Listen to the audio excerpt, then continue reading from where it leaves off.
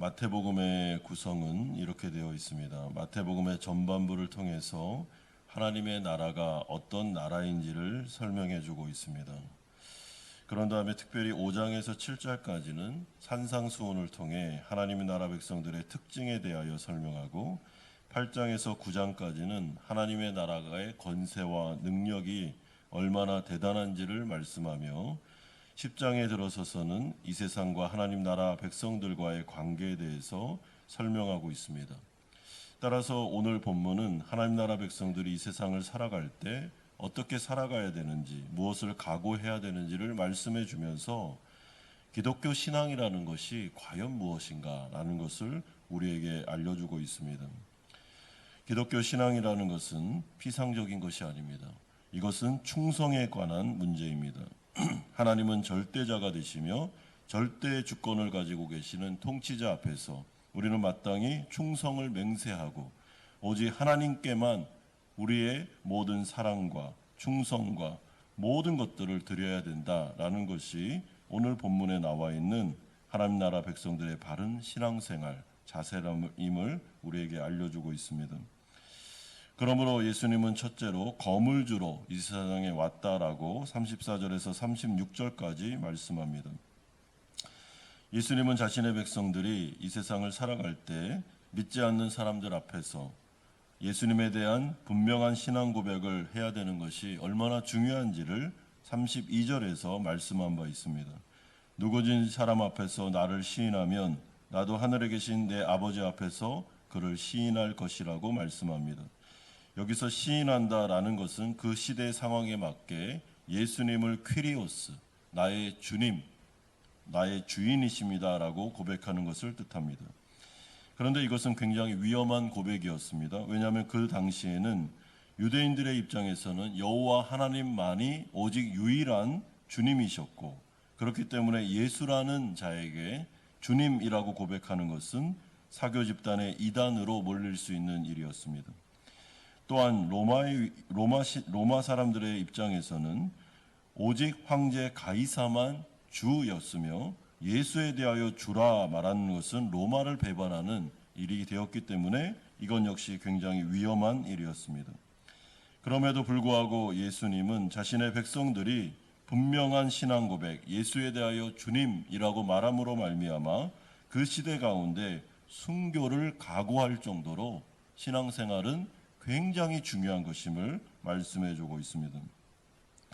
그러면서 내가 검을 주러 왔다라고 말씀하시므로 이 세상 가운데 평화로운 관계가 아니라 적대적인 관계, 전쟁의 관계에 돌입할 수도 있음을 말씀하고 심지어 딸이 어머니와 며느리가 시어머니와 또한 가족과도 이런 적대적인 관계에 들어갈 수 있음을 분명하게 말씀합니다.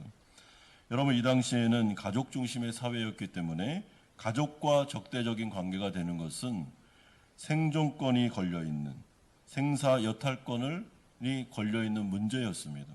그렇기 때문에 지금 예수님은 굉장히 심각하게 이 신앙생활에 대하여 말씀하는데 이 시대 가운데 너희들이 생활하면서 예수를 믿는 문제는 너희들의 생사 여탈권이 하나님께 있음을 기억하면서 이 부분에 있어서 기본적인 생존권까지 박탈당할 수 있음을 말씀해 주면서 그럼에도 불구하고 예수님에 대한 충성을 다해야 된다라고 말씀합니다.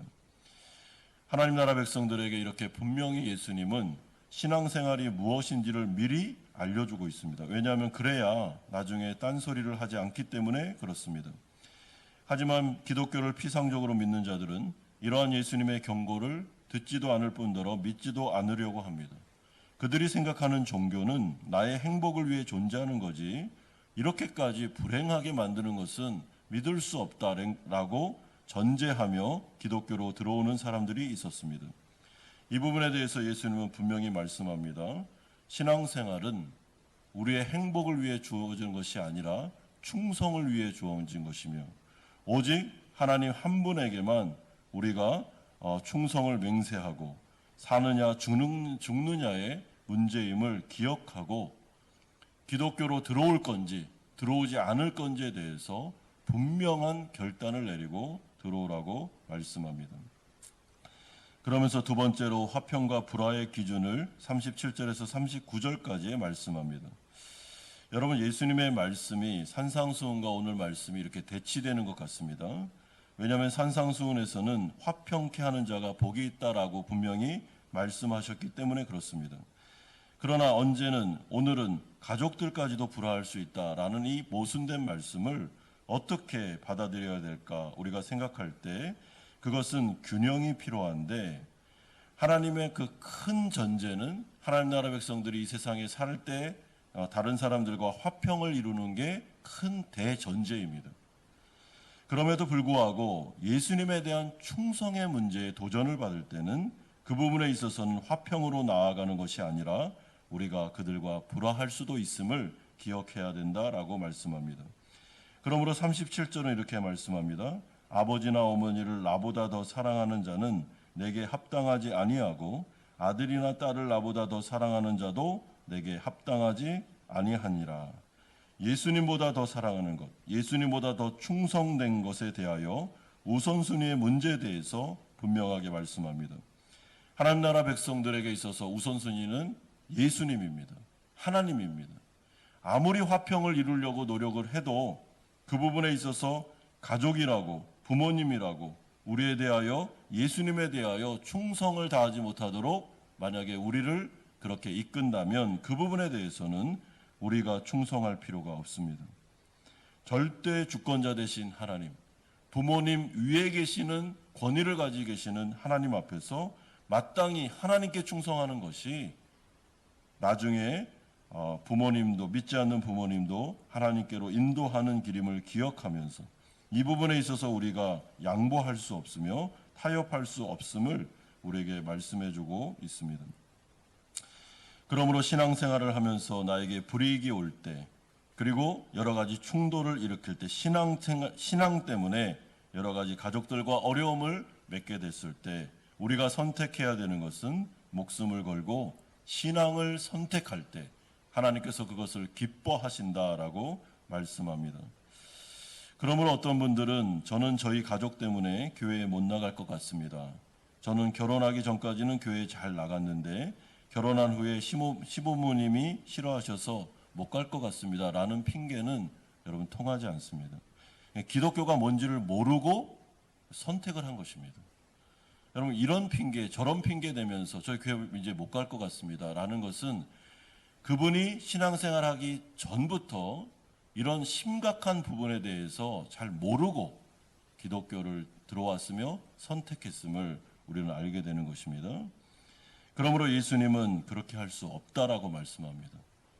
하나님께만, 예수님께만 충성돼야 된다라고 대전제를 말씀하고 있습니다.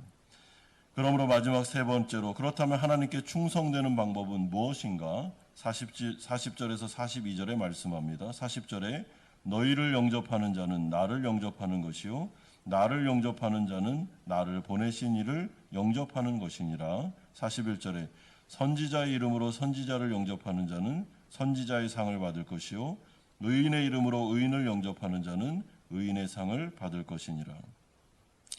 하나님의 통치 방식은 항상 자신의 권위를 부여받은 대리 통치자들을 통하여 이 세상에 보낸 자들을 통해서 통치하시는 방식입니다. 예수님은 제자들을 보냈고 구약시대 때는 하나님께서 선지자들을 보냈으며 또한 예수님의 제자들은 그 제자들을 보내서 이 세상의 가운데 자신의 백성들을 통치하십니다. 따라서 하나님의 성령과 또한 말씀을 통하여 하나님께서 보냄받은 자들에게 권위를 주시고 그들이 말씀을 전함으로 말미암아 하나님 나라 백성들을 통치하기 때문에 예수 믿는 자들이 있어서 그 말씀을 부여받은 사명자들에 대한 그 권위에 대해서 우리는 심각하게 생각을 하셔야 됩니다. 그러므로 하나님의 말씀을 그대로 액면 그대로 전하는 설교자, 목회자, 하나님의 교사들이 있다면 우리가 그 말씀을 듣고 순종하는 것, 충성하는 것이 바로 하나님께 충성하는 것임을 오늘 우리에게 말씀해 주고 있습니다.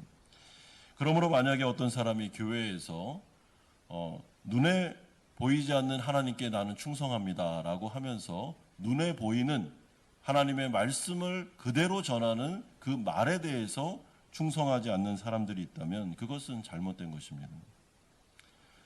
여러분, 어떻게 우리가 그 하나님의 말씀에 충성하지도 않으면서 눈에 보이지는 않는 하나님께 나는 충성하고 있다라고 말할 수 있겠습니까? 그거는 불가능한 것이죠.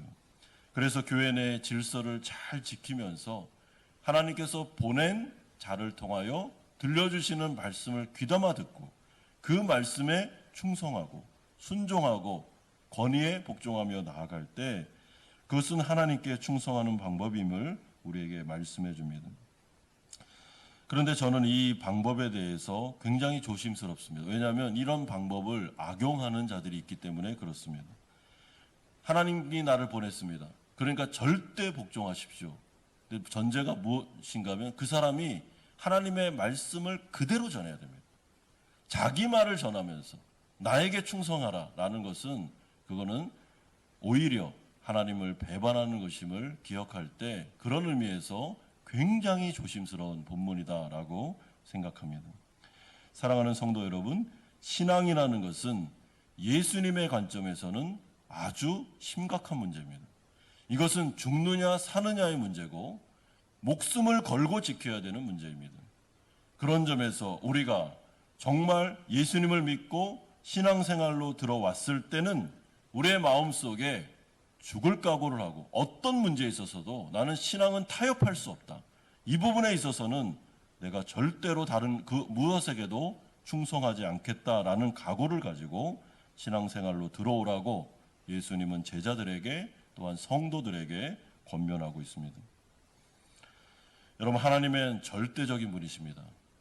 하나님과 다른 무엇과도 바꿀 수가 없습니다. 우리는 그분에게만 충성하는 자들입니다. 오늘 하루를 사시고 이번 한 주를 사실 때도 나는 하나님 나라 백성이다. 나는 하나님의 말씀에 충성하는 사람이다. 나는 하나님이 부끄럽지 않다. 그 누구에게도 나는 하나님의 백성임을 자신 있게 자랑스럽게 내가 시인할 수 있다라고 생각하시면서 명예롭게 이 세상을 살아가시는 우리 성도님들 되시기를 주님의 이름으로 축원드립니다.